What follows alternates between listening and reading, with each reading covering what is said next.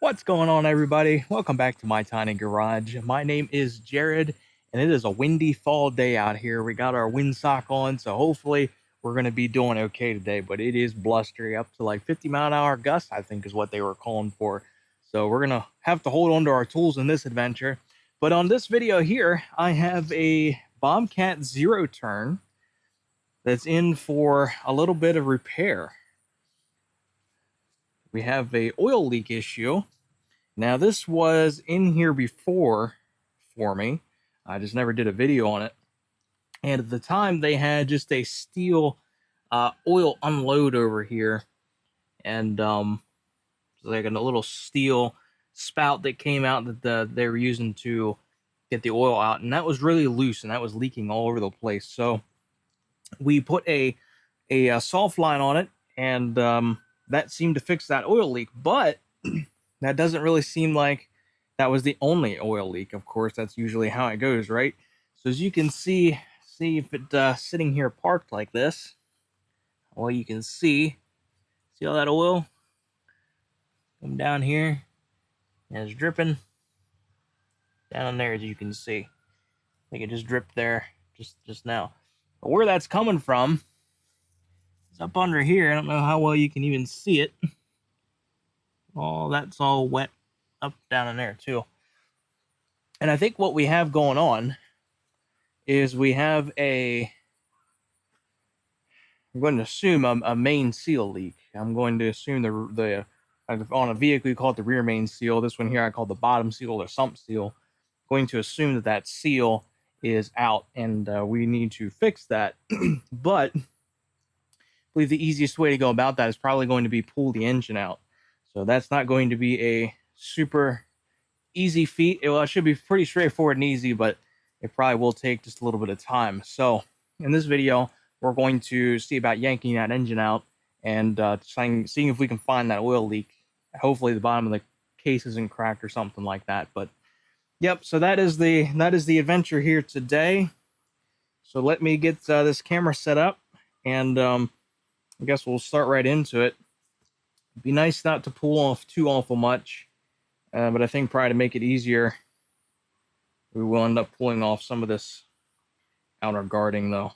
So that's probably where we'll start. Okay, let's get started.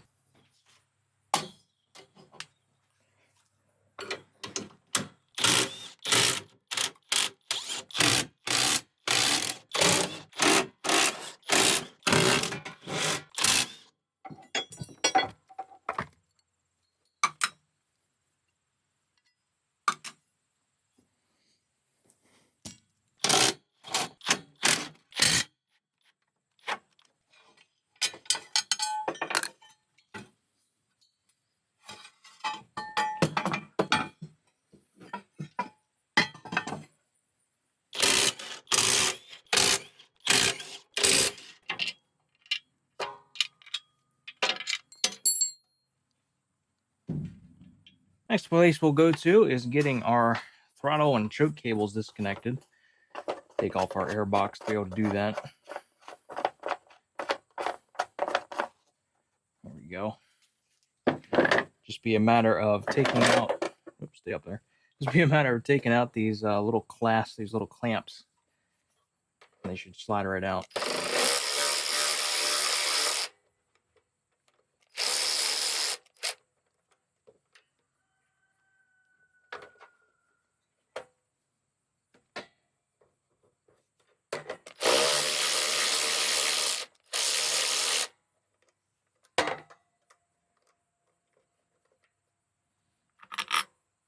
A little water here on top of the filter. There we go. Okay.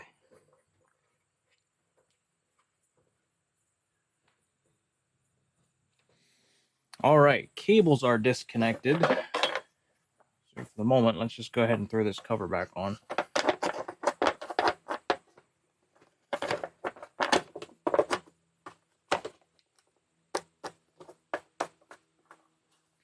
Help keep that filter in place and dirt and everything out of it. Cool. Probably got some harsh lighting in here. Sorry about that. Doing the best I can with the morning sun. We'll go ahead and pop off our fuel line next. I'm going to put a bolt in the end of this fuel line. Keep dirt out of it and kind of keep fuel from coming out as easy. And we'll just tie this up back in here somewhere. It's out of our way and hopefully won't spill. Okay. I believe next will probably be electrical.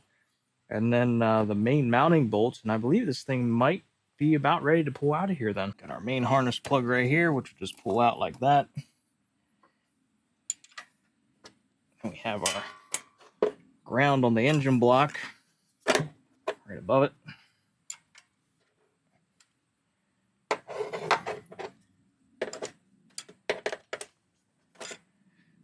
Just a simple 10 millimeter.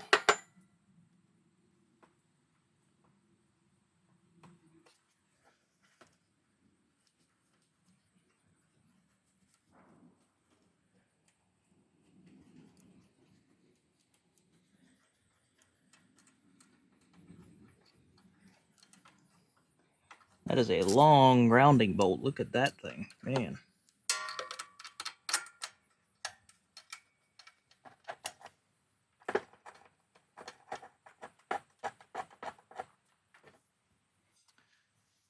And then we'd have our main hot wire down here to the starter then itself, which you honestly may not be able to see.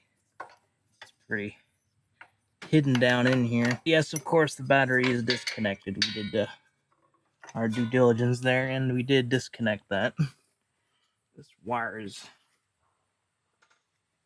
There we go. Bend that up and around a little bit. Might help us out.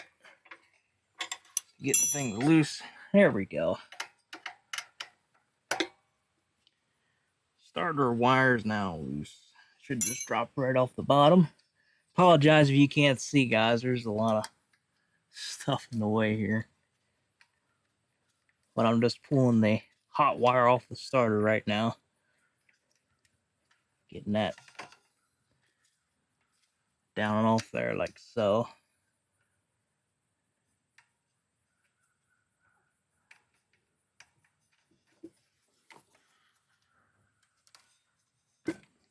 There we go.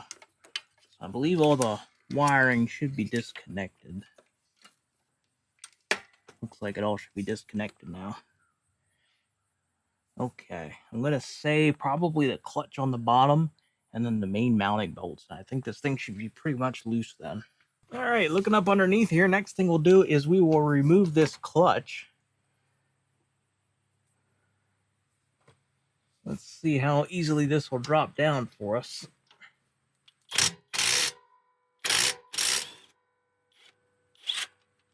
There's our main bolt. That came out pretty easy.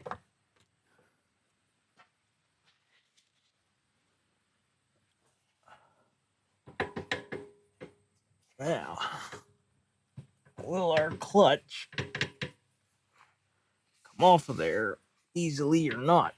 Is the next question. Let's put our bolt back in and let's try giving a little bit of taps on it. See if that'll loosen it up at all. Go grab a hammer quick.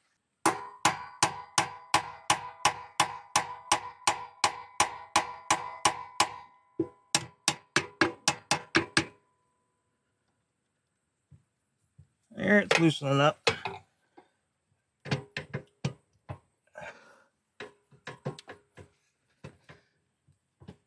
I think there'd be plenty of oil up under here. You think it would just pop out on its own? Just thinking about it.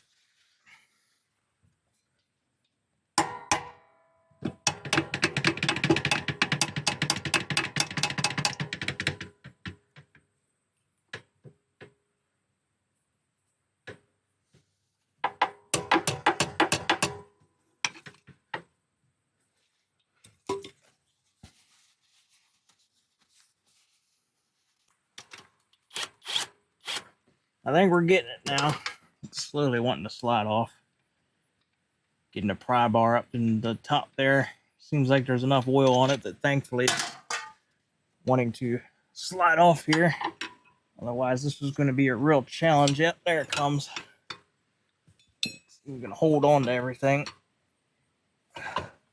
Going to be the bottom side of our clutch. Looks like we better... I thought it might have had enough slack in our wiring harness, but we got to unhook that here. There we go. That's out of the way.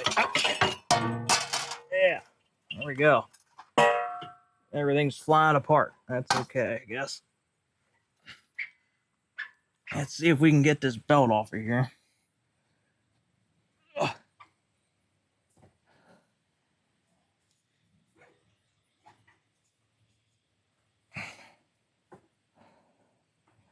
Man, everything's so greasy. It's not so easy to...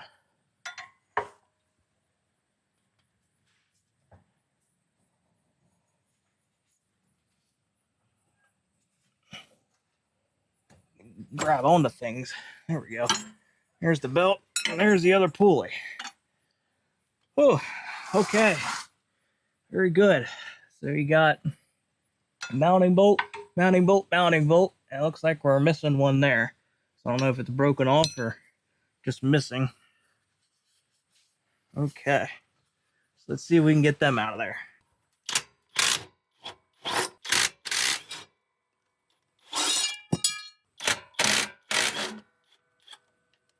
Is our engine loose?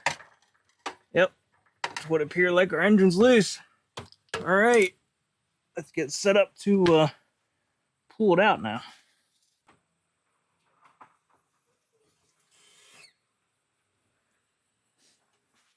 Want to roll away on us on the front. Ended up setting the mower up on some blocks here.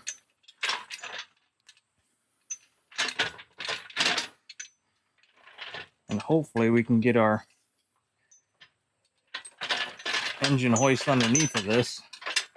This might prove to be interesting. What we might have to do is jack this up and get our engine hoist underneath of it. And then let it set back down again. Since our legs are just a little bit too wide, it's kind of what it looks like we're going to have to do. Let me do that here. There we go. With using the jack and the floor jack, I was able to get this in here. So I think this will work out good for us. So I got two straps on the back. Slip them around.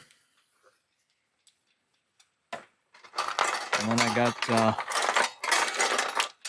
one fastened on to the front lift ring here. They only got one lift ring, which kind of sucks, but it is what it is. It should work okay. We'll just have to do our best to try to keep it lifting as center as we can. Something like that should hopefully do it. Let's put some tension on it and see how we like things. Looks like we're going to be just a little bit too tight on the front. Let's go ahead and unhook this and let's get this kind of up closer to where we get the straps kind of tight. There we go. There, that's probably going to lift pretty decent about right in that area. So we'll go for that.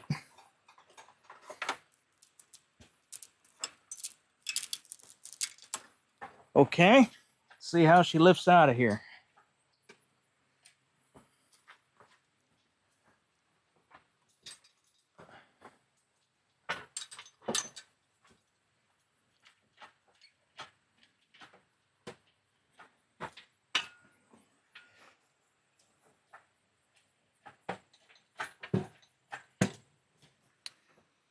Take a quick look around. Make sure there's nothing on here that's still hooked up and going to catch. Looks like we're all good. All right, our crankshaft's out of the way, so let's see if we can pull the engine back and out of here now.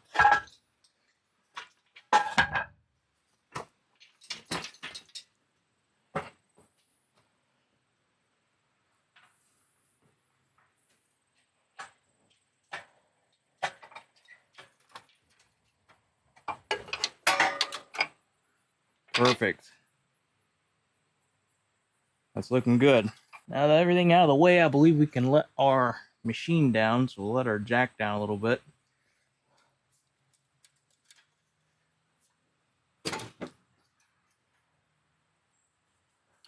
Somewhere right about there probably should work.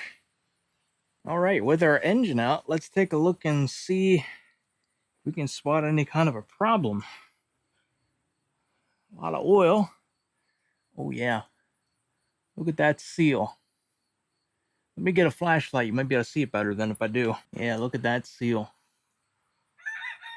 It's all pushed in, and see over here it's flush, and then over here it's like really gapped in there.